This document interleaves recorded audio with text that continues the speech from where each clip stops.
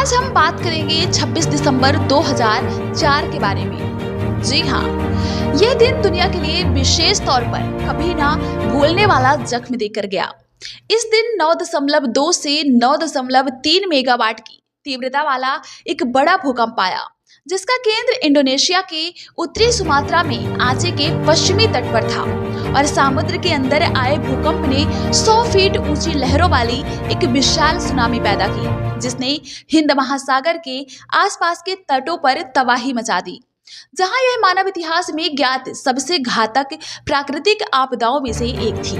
बता दें, 14 देशों में लगभग 2,27,898 लोगों की मौत हुई थी।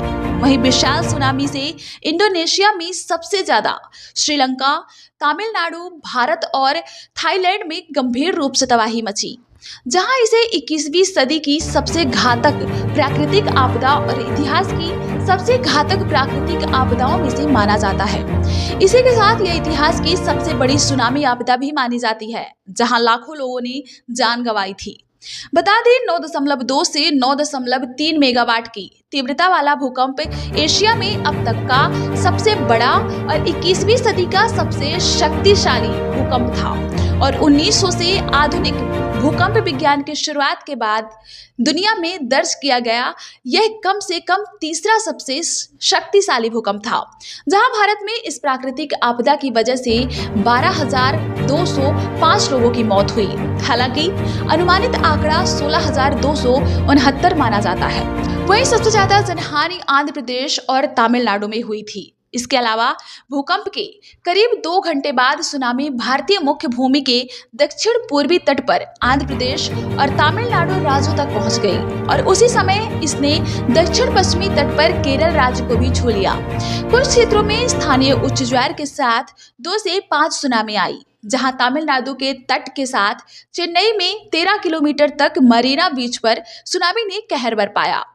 एक रिसोर्ट बीच पर रिकॉर्ड किए गए वीडियो में नजर आया कि सुनामी पानी की एक बड़ी दीवार के रूप में तट के पास पहुंची और जैसे जैसे यह अंदर की ओर बढ़ी, बाढ़ आती गई। वहीं मीडिया रिपोर्ट्स के मुताबिक हिंद महासागर आपदा के बाद 2 दशकों में सुनामी अनुसंधान, समुद्री सुरक्षा और पूर्व चेतावनी प्रणालियों के विकास में काफी प्रगति हुई है। फिर भी विशेषज्ञ चेतावनी देते हैं कि 2004 में हुए विनाश स्मृति धुंधली होने के कारण हमें आत्मसंतुष्ट नहीं होना चाहिए और 2004 की प्राकृतिक हादसे के ठीक 7 वर्ष बाद 11 मार्च 2011 को जापान सुनामी आपदा इस बात का सबूत है कि सुनामी को लेकर लगातार रिसर्च, सतर्कता और तैयारी जरूरी है। ब्यूरो रिपोर्ट, स्वतंत्र इंडिया न्यूज।